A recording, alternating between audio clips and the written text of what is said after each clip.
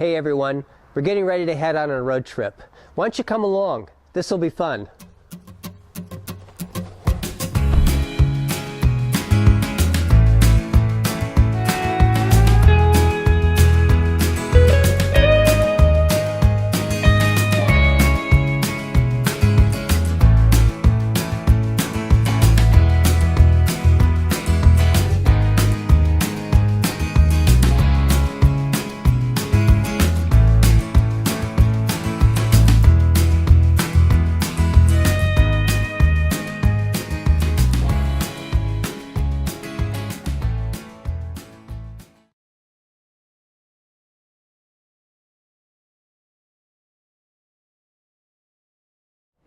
So today I am in Pueblo, Colorado, and I stopped at the Center for American Values.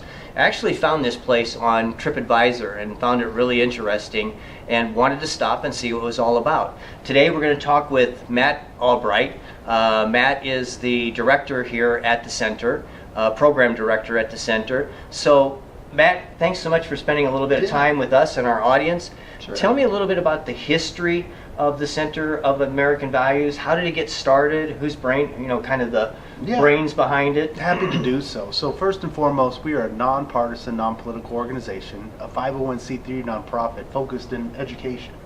So we try and really focus education of bridging the gap between the baby boomer generation and those who served in the military, armed forces anyway, first responders, even teachers and the people that have lived a life of service, and building that respect for them within the younger community. We always say whether a kid chooses to serve their country or not, that their character is still going to be their defining feature.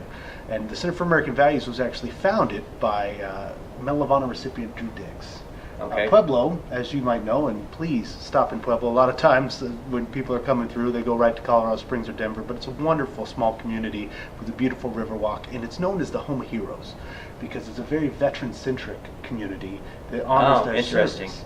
And we talk about Medal of Honor recipients. A little perspective. There have been 43 million men and women who have served our nation since the Civil War, yet only 3,500 Medal of Honor recipients. And 4 of those Medal of Honor recipients grew up right here in Pueblo, Colorado. Therefore, it is dubbed the Home of Heroes, and it picked up that moniker in the 1990s. Also, just right up the road is Fort Carson, and Fort Carson has 3 Medal of Honor recipients from the War on Terror. So it's a very, very rare honor. For instance, there are only 71 living Medal of Honor recipients. And as you see on our walls here, we have 157 portraits of the Medal of Honor recipients that were living as of 1999 on. Yeah, when you come into the center, you're going to see on one wall will be the World War II recipients, and 3 of those are still alive today? I believe there's actually 5 of those. 5 of those still alive. And then you'll see the Korean War, the Vietnam War, and then of course Afghanistan and the more recent wars that we've gone through. Really a neat place. And I think it's well worth a stop. Sure. One pretty neat aspect that I think sometimes isn't even known locally, that this is the only place outside of the Pentagon where this collection is held in its entirety. Oh, wow. The same photographer took each of these portraits. Our gallery is open 10 to 4 every day of the week, and it's a free gallery. Of course, being a nonprofit, we appreciate if someone leaves something in our donation box to help us continue our mission. But throughout the week, we have numerous tourists come through. We also host numerous field trips. Groups are starting to come from all over the country to see this. It's really a gem here in Southern Colorado, and we're darn proud to have it. Excellent. What are some of the educational events that you've done most recently or have planned going forward? Well, one thing, if you're in a community, and this would sound like something you'd be interested in, we have a traveling educational program. I just left Los Animas, Colorado yesterday, where we brought our education about how and you honor a veteran. How simple that is. How and why we honor veterans and first responders.